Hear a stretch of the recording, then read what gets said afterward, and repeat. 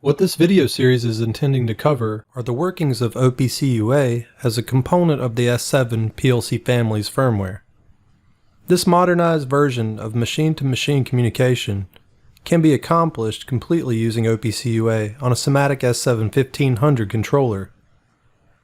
Whether it's between two controllers or even between two different management softwares, OPC UA offers reliability, security, and mechanisms that help facilities stay flexible and secure. There are videos already about OPC UA servers and a PLC all over YouTube. Siemens makes this super easy as well with just a checkbox. OPC UA clients can perform more tasks. Here there are additional benefits. There are native instruction blocks for OPC UA communication. These now include a compact configuration. See all of these blocks in the bubble? Now they are compact in the sense down to just 3 blocks. What do I mean by this? You'll soon find out. The series for this content is aligned, as you can see, into these 5 steps. The current video is step 1.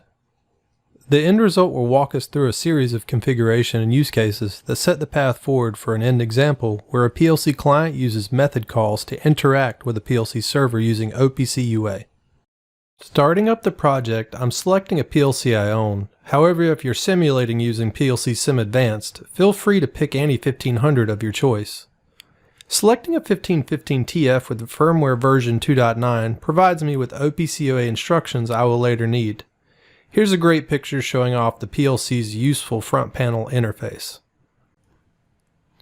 With TIA Portal version 17, several security improvements for the communication between engineering stations, PLCs, and HMI panels have been introduced. This concept has been named security by default. To simplify the security configuration on the devices, the user is guided through a wizard which assists them with the security settings. This includes the protection of confidential PLC configuration data, the secure PG-HMI communication, and access levels to the SIMATIC controller. Now for the second controller. I'm selecting this time an ET200SP CPU, the 1510 SP. At any point you can relaunch the security wizard in the section labeled Protection and Security.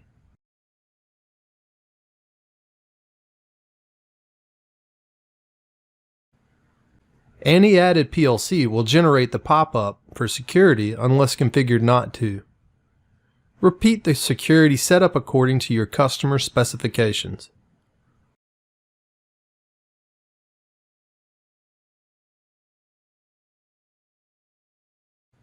Now moving to the network view, the hardware's property and networking can be configured.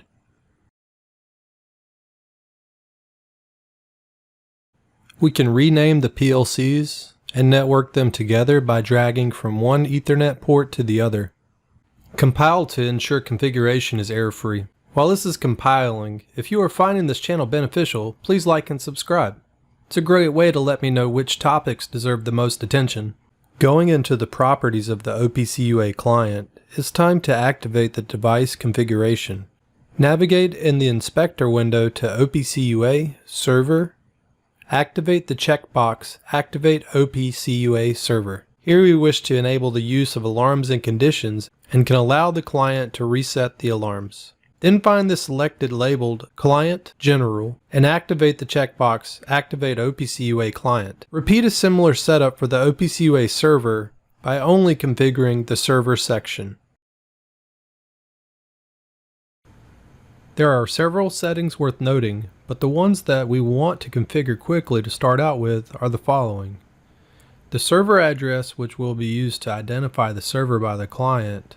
Port configuration and interval settings are left by default, while we uncheck a setting that pertains to using an older version of OPC UA definitions related to version 1.03 or less. The remaining sections pertain to security and diagnostics. Properties such as health and services of the OPC UA communication become logged in the PLC diagnostics buffer if enabled. One last tool found at the end of the property setup is the XML export. This can be used to assist in the importation of the client. Alternatively, you do not require this file, as we can also browse instead. A great feature of TIA Portal's PLCs is that I can turn on the clock and system bytes with ease. These clock tags will allow me a quick way to play with the communication mechanisms.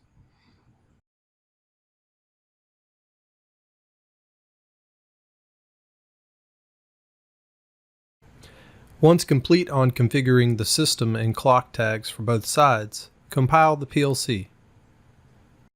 Here we want to note the PLC does require an OPC UA Server license.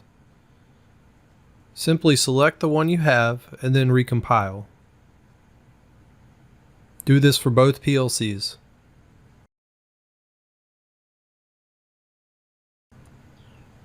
Okay, while this is compiling, it's due time we review why this protocol has become more relevant.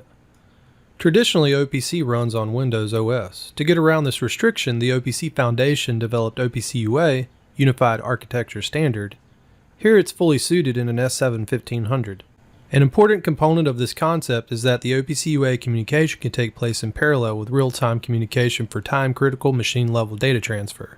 The OPC UA server and services for the PLC are operating within the firmware level itself. OPC UA makes available not only data, but also quality information about the data, at the same time making possible machine interpretable access to both data for human and computer, no matter the platform. What I appreciate is the data types and arrays are supported and symbolically browsable. Here it is nice to be able to commission with the web server. Now the end result may not require the web services, but it's definitely nice to highlight. Here you can see much data without having TIA Portal. Using the checkboxes enable the relevant features. While I am enabling everything, it's best to adhere to the best practices of the plant. At minimum for this demo, turn on the features for CPU diagnostics and query diagnostics. It's really nice to be able to have at least one additional user besides everyone, so that way you can securely tighten all the feature sets.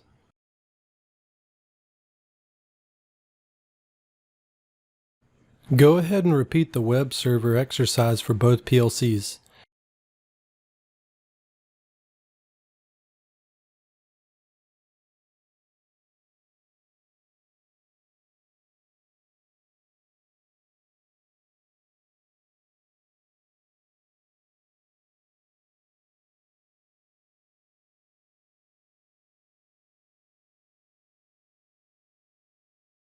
Now let's also consider naming them something more meaningful for identification purposes.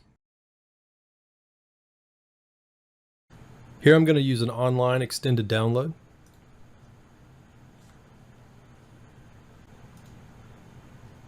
Find the target, and then load.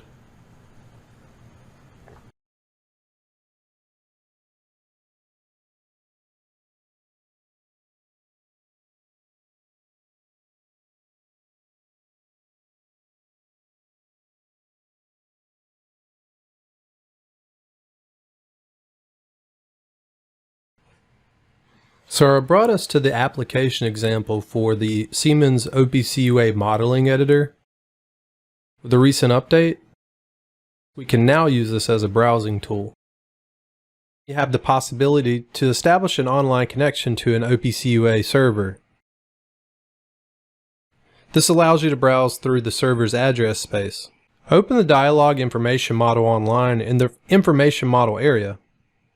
Click Connect to OPC UA Server in the appearing dialog box. In the dialog that appears, enter the server address in the OPC UA Server field. Click the Find Selected Server button.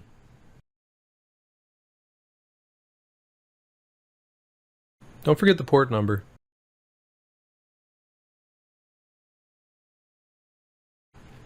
Select the OPC UA Server endpoint in the dialog that appears. If the authentication with username and password is activated, then enter the credentials. Today we're just going to show you the possibility while we are unsecured. See the different methods? We're going to choose none. Had I chosen sign or sign and encrypt would depend on the other settings that are available in combination with using certificates.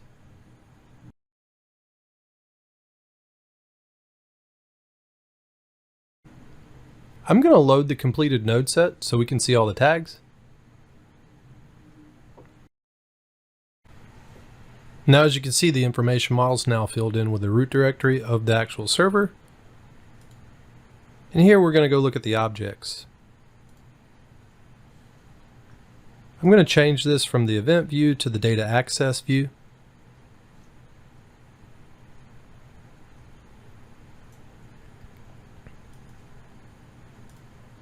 And then based on our configuration, you can see we have tags available. I'm going to go for the memory bytes that we set up. And here's the clock byte. If I click monitor and data access, then this makes this available in another tab. And here you can see my clock byte with value changes.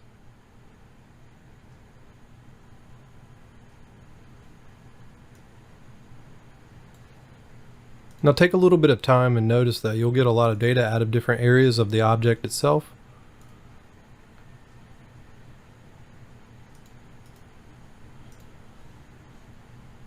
You can come look at the model and a lot of other different details about the PLC.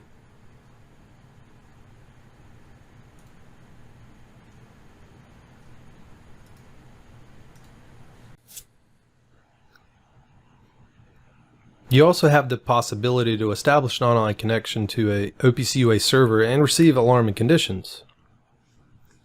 In the layout area, open the ready-made event view layout.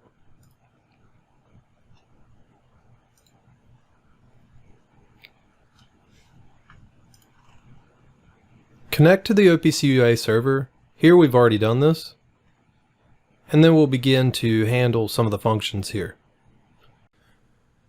To receive an alarm or event, right-click on an object with the Event Notifier attribute and add it to the Event Nodes area with Monitor and Event View in the context menu. By default, SiOME reports all events that are marked as mandatory by the OPC UA specification. If additional event fields are to be received, they must be configured explicitly. Select the event fields that are to be received additionally and accept the settings by left-clicking the disk icon.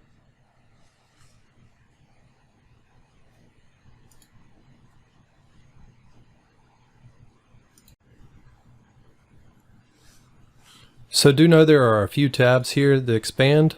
As you can see the event view detail here. I'll expand this. And you can see that we actually have an active server message that says the CPU is not in run. Now this awesome feature is provided because we have the OPC UA server on the firmware level of the PLC. What's nice about this is that we can gather CPU diagnostics on top of all of our I/O while the PLC is in stop. All while sending this through the OPC UA server and seeing this through the alarms and events. There's another section for the event view detail, so let's click the alarms tab. This is a bit more relevant user area because we can become more aware of the actual details such as the timestamps. Here you can see that the datetime hasn't been established correctly on the PLC. This type of alarm is a not acknowledged alarm. In other words, when the error clears, it will acknowledge itself. But if we do have acknowledged alarms, you can use this feature here by right-clicking on the alarm and clearing it. We will not go through the entirety of use of the Siemens OPC UA modeling editor. This is more of just a practice of showing what a client can do by browsing the server. Okay, first things first. Let's get the PLC server time corrected. We can do this by going to the Online and Diagnostics view. And then we'll go online with the PLC.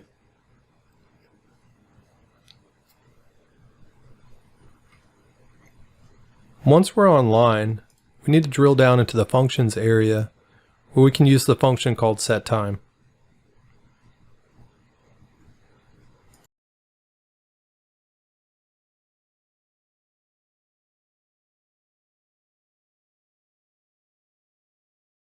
Yes, you can see that time has been updated.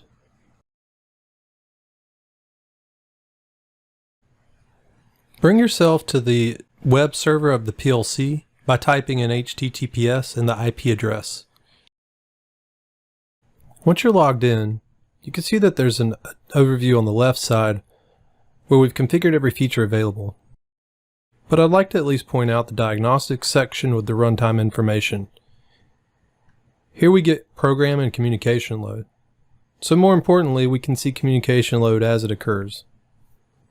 We're going to use this section after we talk about the client setup in order to discuss how we can optimize the communication load between the client and the server. This may be relevant for PLC to PLC communication or even for SCADA to PLC communication. So I didn't come here just to show you the Siemens OPC UA modeling editor as a tool, but rather we'd like to use a PLC as a tool. So the tool would be that we have a PLC as a client, and we can read tags and write tags back and forth to the OPC UA server. So in future videos, please look for this. This is just the introductory to setting up the OPC UA server, which leads up to the OPC UA client.